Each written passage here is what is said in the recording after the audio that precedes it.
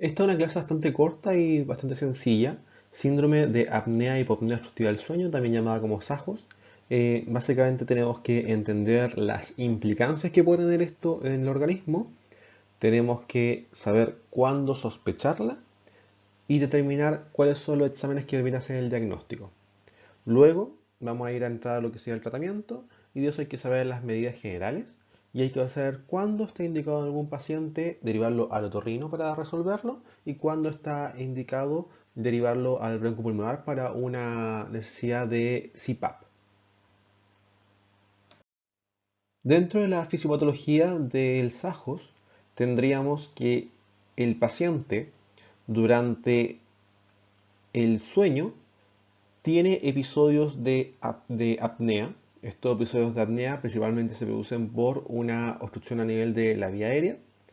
Estos eventos causan periodos de disminución del oxígeno, una hipoxemia, y esa hipoxemia va a generar una activación del sistema simpático.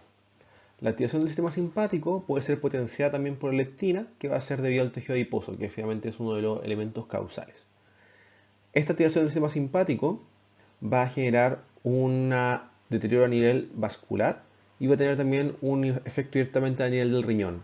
En el riñón va a aumentar la cantidad de renina y esa renina va a generar una mayor conversión de angiotensina a angiotensina, por lo tanto mayor potenciación del eje renina-angiotensina-aldosterona. Esto, en conjunto con la ya previa disfunción vascular, van a llevar a lo que sería la hipertensión. Adicionalmente, la renina, mediante la vía del riñón, va a llevar a la producción de mayor cantidad de aldosterona y esta aldosterona va a llevar a una retención de sodio con mayor aumento de la presión arterial. Entonces podríamos decir que los pacientes con SAJOS tienen como consecuencia una hipertensión de causa secundaria. Adicionalmente, esta disfunción vascular y también una activación de algunas vías que generan radicales libres y también alguna lipotoxicidad pueden generar también daño a diferentes órganos y eso puede aumentar el riesgo de algunos eventos cardiovasculares. En cuanto a los eventos de obstrucción que tienen estos pacientes, generan a partir de estos cuadros de apnea y cuadros de hipopnea. Cuando hablamos de apnea, nos referimos a que el paciente tiene una disminución del flujo que es de más del 90% y que dura 10 segundos o más. En cambio, la hipopnea es cuando tenemos una disminución del flujo que es más del 30%, pero menos del 90%, y que dura 10 segundos o más, y que tiene un deterioro a nivel de lo que sería la saturación. También hay un tercer evento que se llama esfuerzos inspiratorios, que estos eventos finalmente no constituyen una apnea ni una hipopnea, sin embargo sí a nivel muscular se ve un esfuerzo inspiratorio considerable para poder generar el ciclo ventilatorio. Eso también lo vamos a considerar dentro de lo que serían nuestros elementos de alteraciones del sueño, que lo vamos a ver después para la parte del diagnóstico. Ya dentro de la fisiopatología de los sucesos que ocurren durante el episodio de apnea, bueno, el paciente tiene por algún motivo una obstrucción de la vía superior. Generalmente ese motivo es obesidad, que es el más importante, pero también puede ser algún trastorno anatómico, que puede ser a nivel de la rinofaringe, como por ejemplo algún pólipo nasal o alguna anomalía craneofacial, o también puede ser alguna anomalía también a nivel ya más bajo, tipo laringio. Esto finalmente va a causar que el paciente tenga una resistencia al flujo.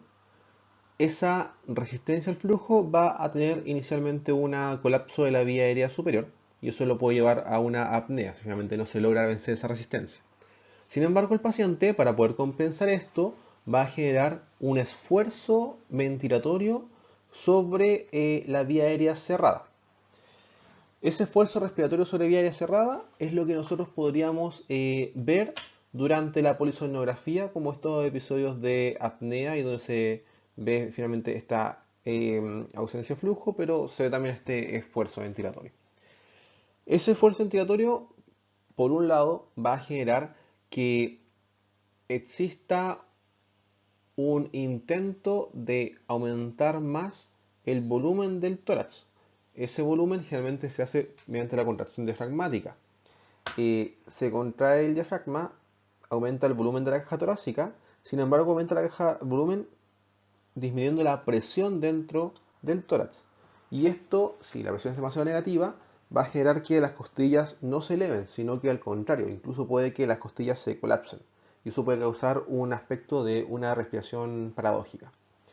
Por otro lado, eso va a generar una presión muy negativa en el tórax, lo cual va a aumentar el retorno venoso, y ese aumento del retorno venoso podría generar una sobrecarga del ventrículo derecho, del atrio derecho, y con eso un aumento de liberación de péptido natriurético, lo cual va a generar una nicturia.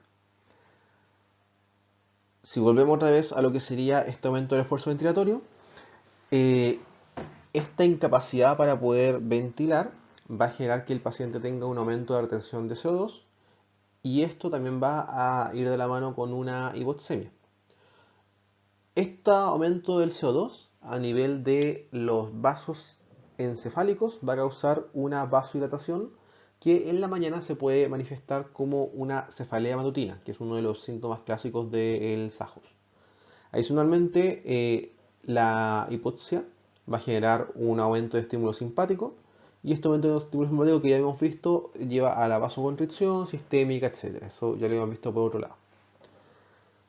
El paciente, frente a estos eventos, va a censarlo y va a aumentar finalmente el trabajo de los músculos y eventualmente va a aumentar su esfuerzo ventilatorio, lo cual puede hacer que se supere la resistencia que tenía en la vía aérea y prosigamos con lo que sería el paso de aire. Sin embargo, este paso de aire va a ser un paso de aire difícil que va a generar turbulencia y por tanto ruidos. Y eso puede generar finalmente los ronquidos.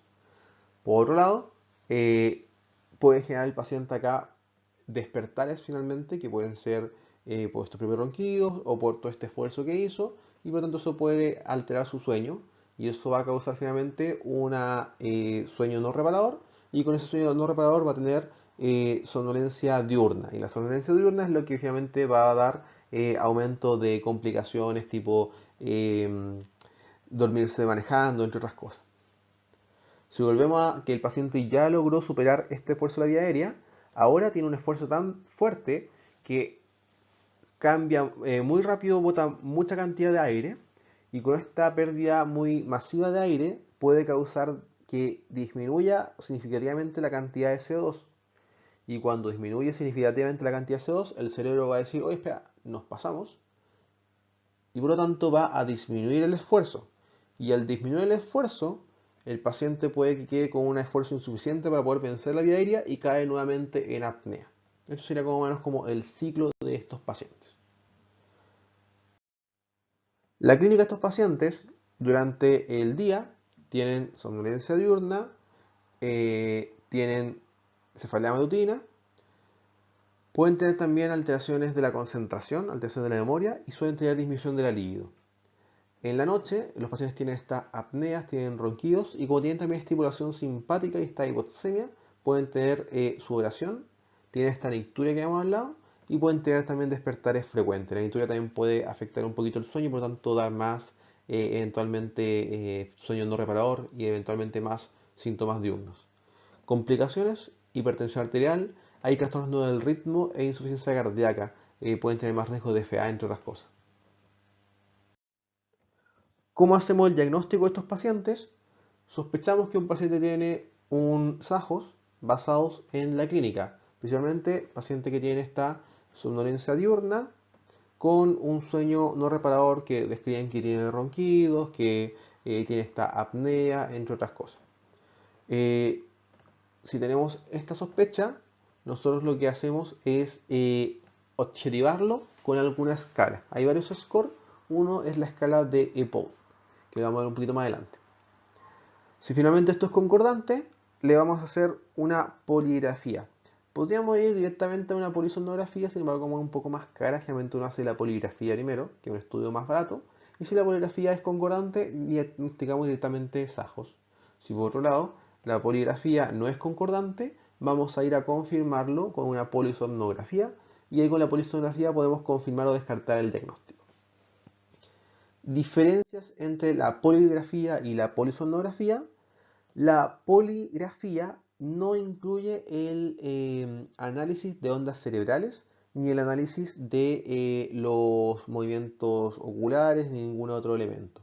Adicionalmente, la polisomnografía tiene dos variantes, una que es con monitorización durante el sueño y otra que es sin monitorización. Se suele hacer casi siempre la con monitorización durante el sueño. Por lo tanto, la polisomnografía es mucho más fiable porque también te da algunos síntomas, o sea, signos encefálicos de estos microdespertares y también te da también signos también de la hipoxemia a nivel encefálico. La poligrafía, por otro lado, y la polisomnografía, aquí la parte de arriba mide lo mismo, te van a poder permitir ver la presencia de ronquidos, te permiten ver alteración a nivel de la musculatura corporal y sobre todo lo que finalmente te ayuda más es que ven el flujo aéreo aeronasal, por lo tanto a partir de esto determinan si es que tiene lugares con apnea o sin apnea, que ahí ven cuánto disminuye el flujo, que es lo que vimos al principio, y también ve la saturación de oxígeno. Recuerden que acá pueden ver tres cosas, apnea, pueden ver hipopnea o pueden ver este esfuerzo respiratorio con microdespertares asociados.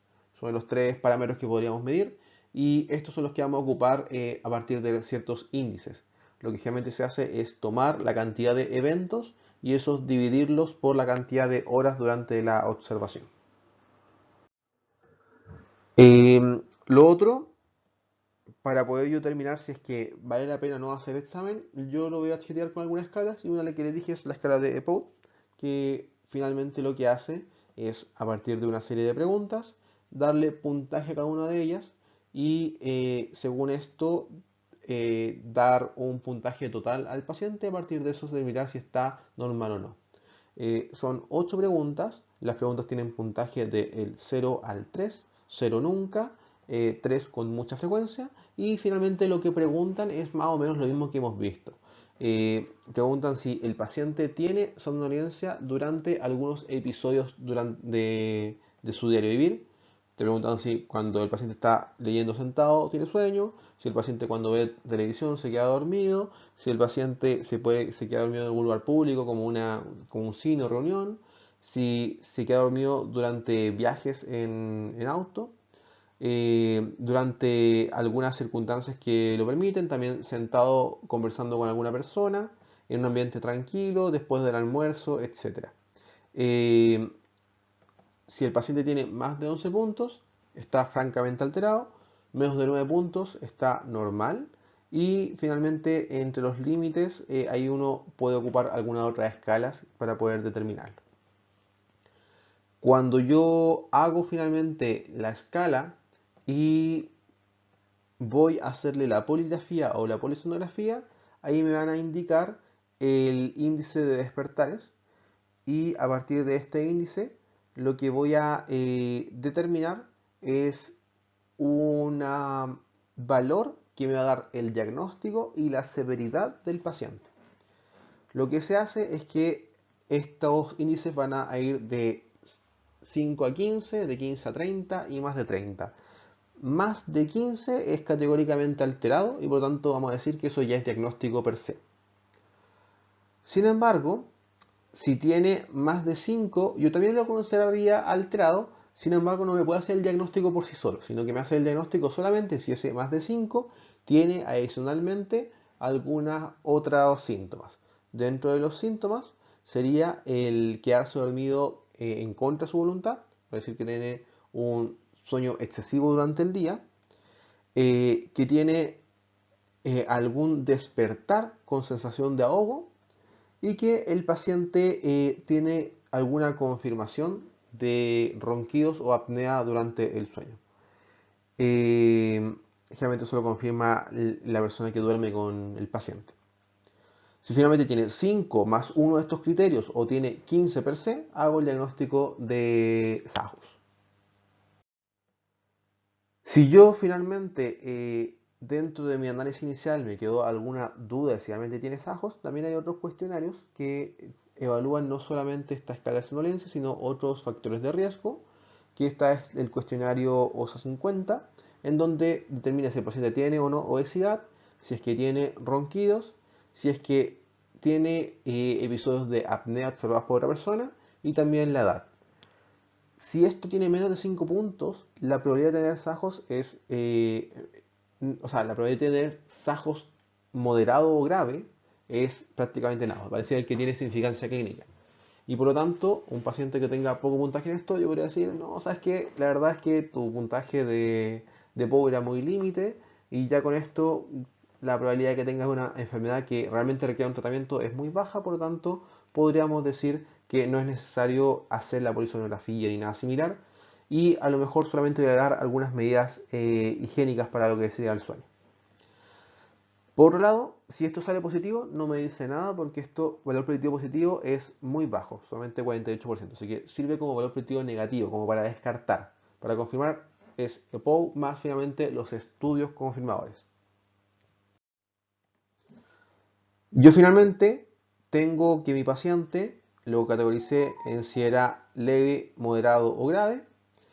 Pero antes de eso, independiente de la gravedad, voy a determinar si el paciente tiene alguna alteración anatómica que sea corregible. Si el paciente tiene alguna alteración anatómica corregible, entonces voy a considerar derivarlo al otorrino. Entonces, el primer paso, SAJOS, determinar si tiene alteración anatómica. Ya, el paciente no tiene alteración anatómica, entonces ahora voy a determinar el grado de control que tiene el paciente. Voy a ver si es leve, moderada o severo. A todos los pacientes, tanto el leve como el moderado como el severo, voy a hacer medidas de modificación del estilo de vida y las medidas de modificación del estilo de vida se basan principalmente en el manejo del peso.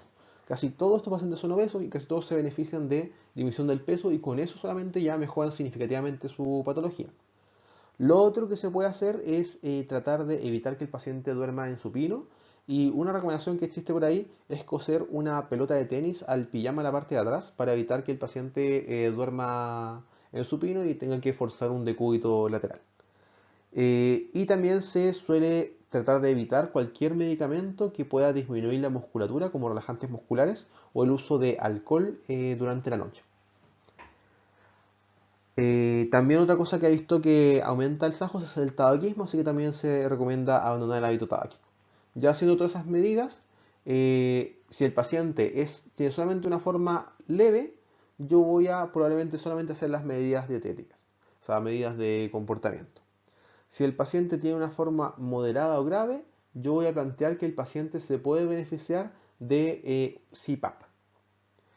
El CPAP lo que hace es dar una presión positiva continua a la vía aérea y esa presión positiva continua genera que la vía aérea esté más abierta y eso impide el colapso de la vía aérea y a partir de eso evitaría los episodios de apnea. Hay otra alternativa entre el CPAP y esta forma leve que son algunos aparatos intraorales que pueden finalmente tener el objetivo de también evitar un poquito el colapso a nivel de lo que sería la vía aérea. Sin embargo, la verdad es que no son tan efectivos, generalmente nos saltamos un poquito estos aparatos intraorales. No es que sean totalmente inefectivos, sin embargo, versus lo que sería el CPAP, la verdad es que el CPAP tiene mucho más beneficio para el paciente. Eh, pero podrían ser una alternativa, por ejemplo, para los pacientes que no logran tolerar el CPAP. El CPAP en general suele ser bien tolerado, pero algunos pacientes por la máscara que tienen, a veces no lo toleran bien. Generalmente los CPAP que tienen mejor tolerancia son los que son solamente con una interfaz nasal, pero generalmente no los tenemos esos, son un poco más complicados de encontrar y la mayoría de las veces los pacientes duermen con una interfaz que es oronasal que es un poco más incómoda.